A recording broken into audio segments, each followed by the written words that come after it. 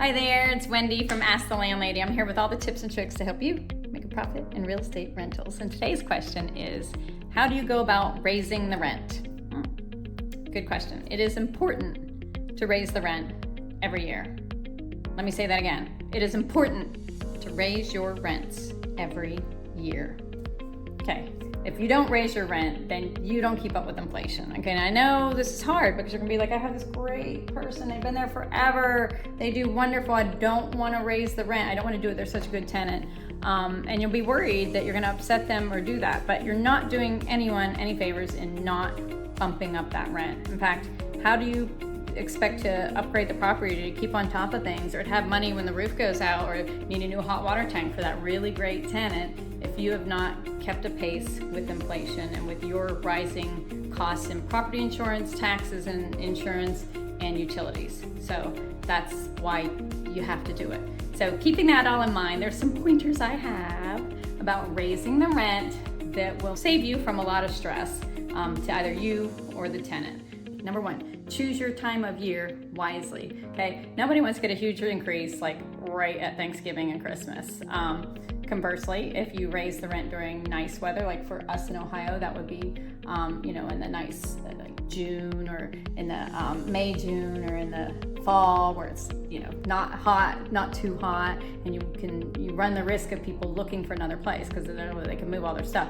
However, they don't want to move in January and they don't want to move in July and August when it's sweltering hot out there. So you want to kind of pick a time of year when people won't be so inclined to go out and find something new because you've raised the rent. September is always a good month, even though it's nice weather, because people are settling their kids into school and they don't want to upset their routines. If you do an October rent increase, stay away from those holidays. But again, if we go into February, March, those are great times too, because it's still kind of cold and yucky out. People don't want to move. Plus, they might be getting some tax refund money, which is always helpful for paying the rent, and they might not be so upset about that increase.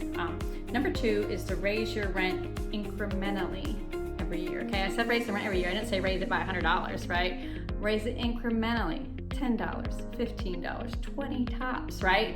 Then you're not getting out of control. Nobody likes to hear it's gonna be another $100 a month, $50 a month. And I know there's landlords and landladies in markets where they can do that, and they have been doing it. I found that if I can keep a pace with things, which is incremental changes of, under $25 a month, that's not gonna be the reason why somebody decides to just up and move their entire family, right? They like their neighbors, they like their neighborhood, they like where they're at, their kids are settled. There's no reason to move over something that's more of an incremental increase, okay?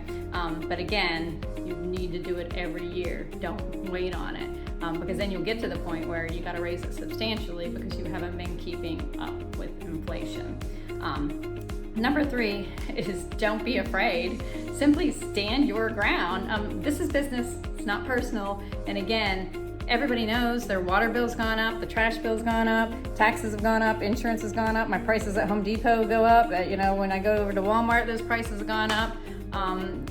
Everybody knows things go up. That's just the way it is, so don't be afraid. So again, the things you wanna do when you're doing this, when you go to raise taxes, or when you want to raise your rents, there's three things to be aware of. Let's just recap those.